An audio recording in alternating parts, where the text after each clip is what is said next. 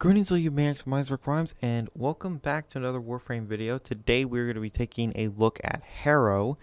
Again, it's been a while, but there's been a change with him. I have put on Pillage. So, let's quickly show that build. So, Zero Forma and, yeah, Arcane Guardian is kind of a weird case there. I should have a Shield Arcane, but I don't have any of them, and I don't think I ever will, because, you know, Eidolons are bad, and I don't want to do the Orifix event in Railjack because it's annoying. So what this build attempts to do is give Harrow a lot of survivability, and it does it fairly well because with Harrow's 2 you get rid of all of your shields, and with Pillage you get all your shields back. So you press this to a full shield, and then with this active, like you press this and then press this, you'll get all your shields back after you get your gun buff. The reason why I took off his 4 is because his 1 is required, his 2 is required, his 3 is required, and his 4 is very underwhelming. I wish his 4 gave him damage reduction, but it's not a perfect world. And so, we shall go into Steel Path Survival, and then after that, I think I'll do a normal mission, like a Disruption against the Corpus or something. Let me preface this. This build works. Is it easy? Hell no. It is not easy. So, that's probably going to turn off some people from using it, right? Because it's not just an easy as hell build to use. I'm kidding, of course. So, I'm going to start by getting my energy buff up to... That's fine. I'm going to press that. I have crowd control on demand. Also the Trumna, with the way I've got it set up right now with primary deadhead max and all of that, is, you know, insane. Also, look at that. Look how much that did. Also, look at this. Max shields. And I have my 1 as a nice little panic button, and the shields take into account not condition overload, what the hell? Adaptation. And also I have the bonus reload speed. The tip that I would have to say with this build is play it in a squad, because you'll have a lot more fun, and you'll be a very productive member of your squad. I mean, look at this. I can just shut down all the enemies really quick. I don't have the most duration. And yeah, all that energy being produced. It's absolutely glorious. I need to activate my 3 again.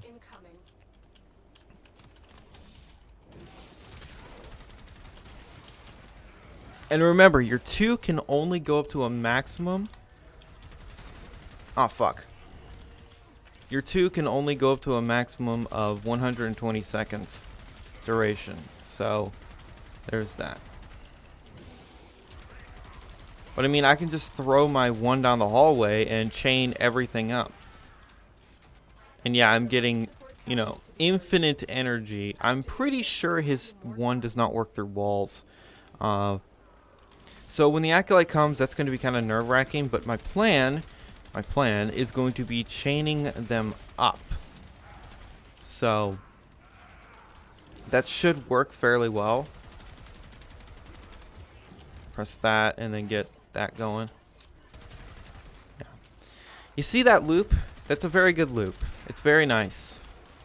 So like I said again, is this an easy build to use? No. I'm just doing this to get some combo counter. Not that I would really use melee with Harrow, but it does work because he has the speed increase.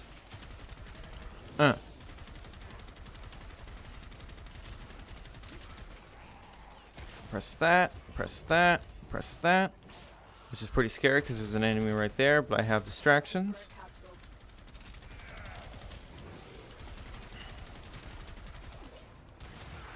Literally infinite energy is being produced. Oh crap. I wish I could use other abilities with my 3 being channeled, but I understand why. Because he's in the middle of swinging, whatever the hell you would call it. There's a name for it, I just don't know what it is.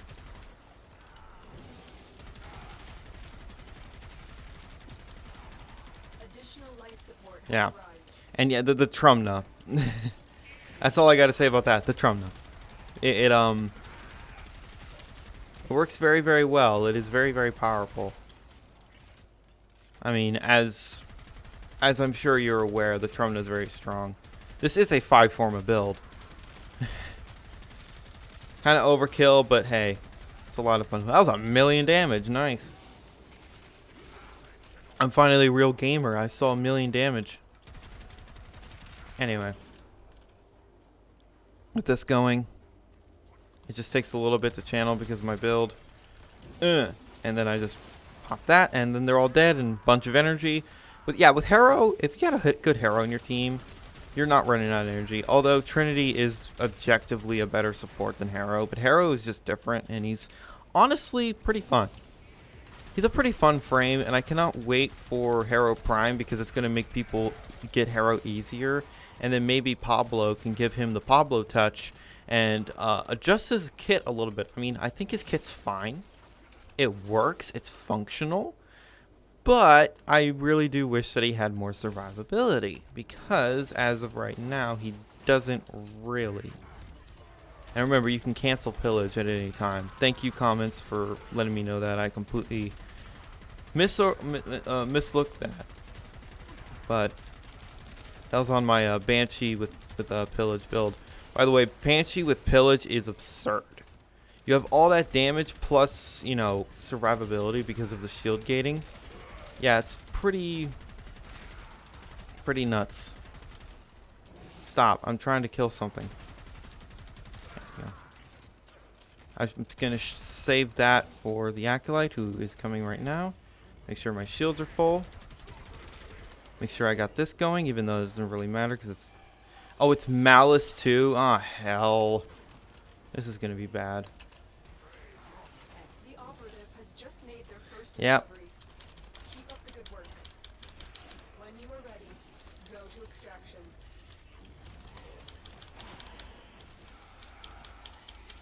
But that worked out pretty well, so I am just going to run now. Because I was able to spam my 4. And I was just able to use the melee to kill him. And yeah, his 1 will stop the Acolytes in their tracks. I don't know how long it stops them. I think it is a reduced amount. But you stop them in their tracks, which can be a lifesaver. Because the Acolytes hit pretty hard. Especially freaking Malice with his mag bubble. Hits really hard. Violence also hits pretty hard. They all hit pretty hard. So, there is that. Okay, I get this going. Let's go.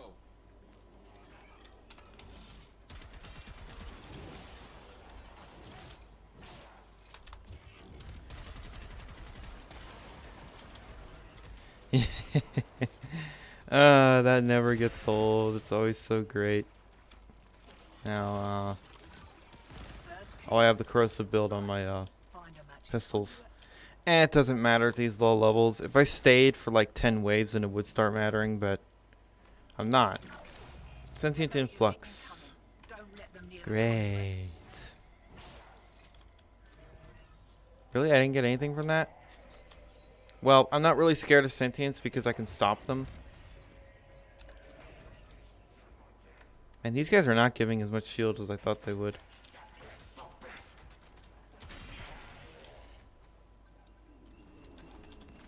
Now we can just...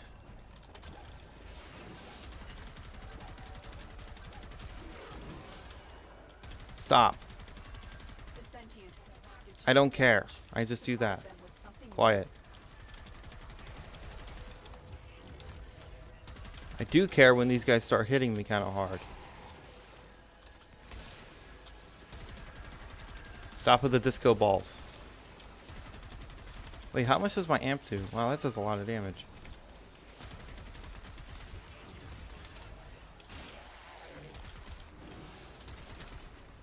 That ought to kill him. Yep. Yeah, that was kind of rough because sentients are really, really annoying. Also, nullifiers are too.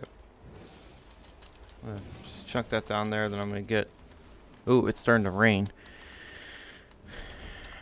That going. Get my 2 back up. I think all Harrow players know this, but avoid nullifiers. Like, don't walk into them when you're playing Harrow, because that can just ruin your day. So, we got the red key, and we shall open this fucker up. So, like, new Warframe developments for me, the only thing that I've really been, that happened is that I got Nyx Prime. I don't hate her. It's just going to take me a while to get used to how she plays. And I've mostly just been playing Payday 2, to be honest. Because, you know, I'm having way too much fun with that game. Kind of excited for any new updates in Payday 2 that should be coming out. We'll see.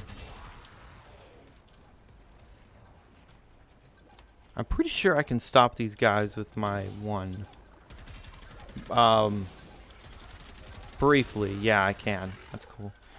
But as soon as they pulse, then it goes away, as expected.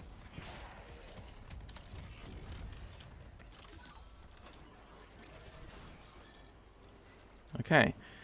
We got key spawns that I don't like, where I have to run around all over the goddamn place. But whatever, we'll make it work. I'm only doing 1 round anyway, just to show you what this build is like in a normal mission.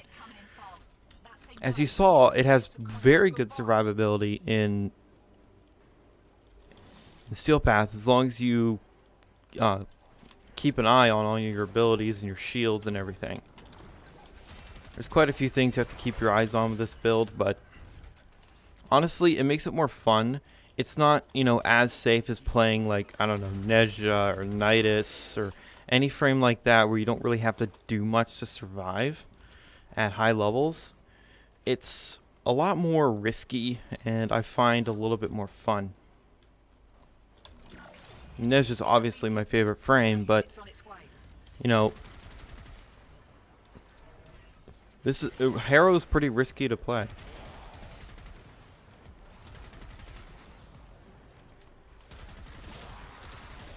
I do want him to have better survivability, though. Maybe in the future, if Pablo grants him with a really cool rework. Yeah, I'm just gonna, like, nuke you. There you go. Axie T7, I don't know what that is, but whatever, it's an Axie relic. This place is like the Axie relic gold mine. If you need Axies, you go here. If you need Neo Fissures, you do on Uranus. Neo Fissures. Neo relics are on Uranus. I already did a video on what places to get all the relics you could ever want. And my tip was for to do disruptions. If you need Lith and Meso, it's Olympus on Mars. For Mesos, you defend all 4 after, I think, like the 2nd round. And then for Lith, you just defend 2 until you want to leave. And then, you know, you'll get Lith. Anyway. So that's this Harrow build. Pillage Harrow. It's really a lot of fun. Is it, like, you know, the tankiest build you're ever going to play? Is this build, you know, going to be able to survive everything in the game? No. But